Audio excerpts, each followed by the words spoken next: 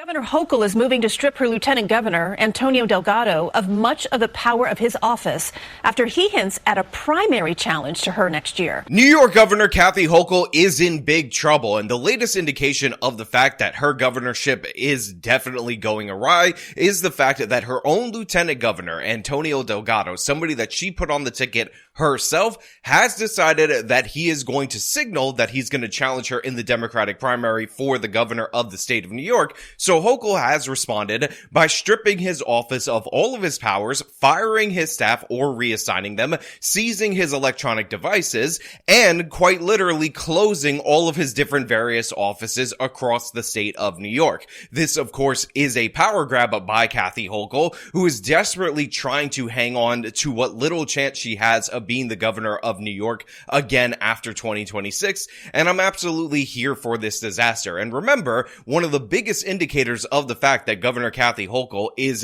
definitely underwater is that in the state of New York, she's actually less popular than President Trump. And again, the state of New York is a very Democratic state, so the fact that the Democratic governor is less popular than the Republican president of the United States of America is absolutely disastrous in every possible way. Now, we are going to break this down. We're going to talk about it, but before we do, I want to thank everybody who supports this channel via actualjusticewarrior.com/join. Give me the money. Give me the money. Okay? It was all happiness and light when Kathy Hochul first introduced her new lieutenant governor, then Congressman Antonio Delgado, who at one time played semi-pro basketball in Puerto Rico. I look forward to getting a few pointers to play some hoops together. Now Hochul wants him out of her sight. If you guys don't understand the background of this, let me explain. Governor Kathy Hochul is essentially the accidental governor of the state of New York. She was the lieutenant governor under Andrew Cuomo when Letitia James put out an honestly ridiculous and cynical report in order to oust him from that office, so she could run for governor herself, and that is how Governor Hochul ended up taking this position. Now, to be clear, no love for Andrew Cuomo exists on this particular channel. Obviously, he should have been removed from office, but his removal from office should have been related to the fact that he was covering up nursing home casualties in order to protect his own legacy. But of course, in the state of New York, everything is backwards, everything is wonky, so instead, Letitia James's report on Andrew Cuomo's supposed sexual harassment, which included looking at somebody in the eyes for too long, yes, it's that ridiculous,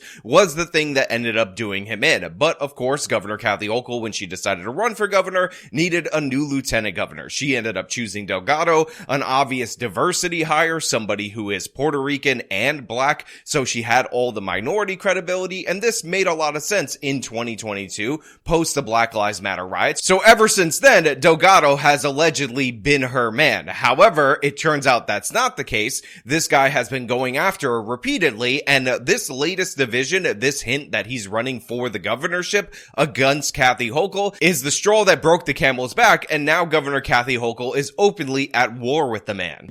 She banished him from his office on the same floor as hers in the Capitol in Albany, took away his offices in New York City and the Hudson Valley, confiscated his state-issued electronic devices, and is reassigning much of his staff, all because he hinted at challenging her for re-election.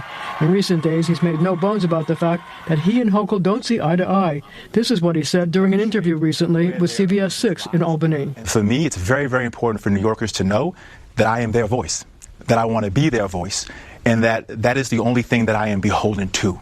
Is the people. So a couple of things need to be made 100% clear for everybody out there in the audience. Antonio Delgado is very, very likely running for governor against Kathy Hochul. You don't start talking about how you are the people's voice and you're here to work for the people when you're contrasting yourself to Governor Kathy Hochul, the person that you serve under, unless you're planning on usurping that position. So obviously the threat from Antonio Delgado is in fact real, and Hochul is responding to that threat. Secondly, this should really shine a light on the idea that Trump isn't going to get anything out of Mayor Eric Adams, because if he actually were going to challenge the state of New York, Governor Kathy Hochul would respond in kind, do the same things that she's doing right here, except the only difference between the mayor of New York and the lieutenant governor is the fact that Governor Kathy Hochul is actually limited in what she can do to the lieutenant governor, but the New York State Constitution actually does empower her to remove Eric Adams from from office if she decides to do so, because again, the states are responsible for the incorporations of the cities and the local municipalities. So Governor Kathy Hochul is making it 100% clear with this action that Delgado is out of line, but Mayor Eric Adams is not out of line, which is something that I warned you about previously on this channel. Delgado has broken with Hochul on a number of key policy issues. He called for President Biden to step aside while Hochul was supporting him. He called for Mayor Adams to resign as Hochul was taking steps to keep him in office. Pundits say this is the latest attempt at toughness on the part of the governor, a steeliness she exhibited in dealing with President Trump and his decisions to kill congestion pricing and to cut aid programs that New Yorkers hold dear. I think this is her way of saying, look, this is my fiefdom. I'm in charge. You were my pick.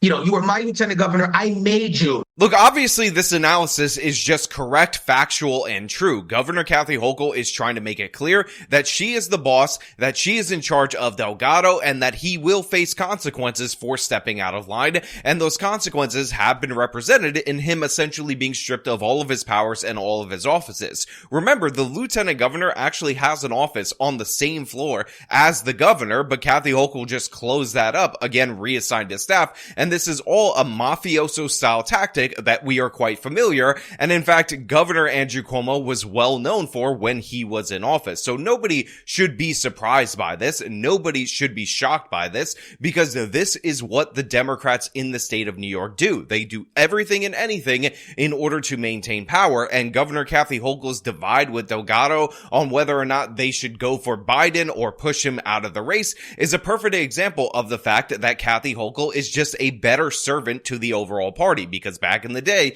it was the party line to say Biden is perfectly fine, first class all the way, the greatest candidate in the history of America, and anybody who questions his mental fitness is horrible and terrible and ageist and whatnot. And again, this is not just represented by that action, but it's also represented by the fact that Governor Kathy Hochul and the Democratic supermajority in the state of New York has delayed the Stefanik special election, which of course was supposed to be held within 60 days of her stepping down in order to get that position in the Trump administration, in order to try to deny the Republicans that lock of a Republican seat in the state of New York. These people do anything in order to maintain power, and this is why I said it before and I will say it again. Trump is not going to get anything of value from Mayor Eric Adams, because if he actually promised him something, Governor Kathy Hochul would take him down. But as you heard earlier on in this particular video, Hochul was taking steps in order to ensure that Eric Adams stayed in office. She was laying off his staff, or helping him lay off his staff that were embroiled in corruption scandals, and pitching replacements for all these different positions, because New York City Mayor Eric Adams is not in the pocket of Tom Homan. He's not in the pocket of Trump. He's in the pocket of Governor Kathy Hochul. Make no mistake about it. All right, Marcia, no offices, no electronic devices, no staff. I mean, will he just resign in the face of all of this? 3 words, not a chance. Look, he sent me a statement saying he is deeply, deeply committed to being the voice of people in New York and representing people in New York State. Remember, she can't force him out. He was elected by the people. Yes. So he can continue to collect, get this, his $220,000 salary until the end of the term. And there's nothing she can do. By the way, it makes him the highest paid lieutenant governor in the entire country.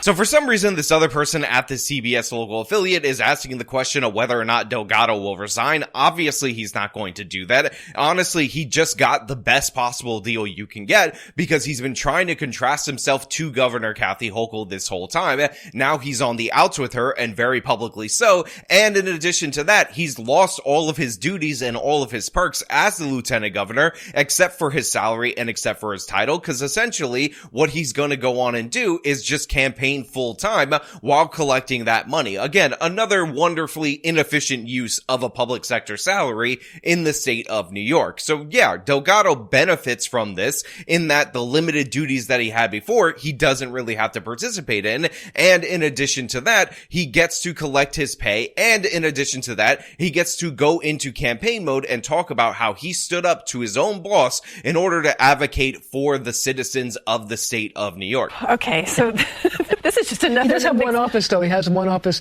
next to the Senate because he still presides over the Senate. Okay.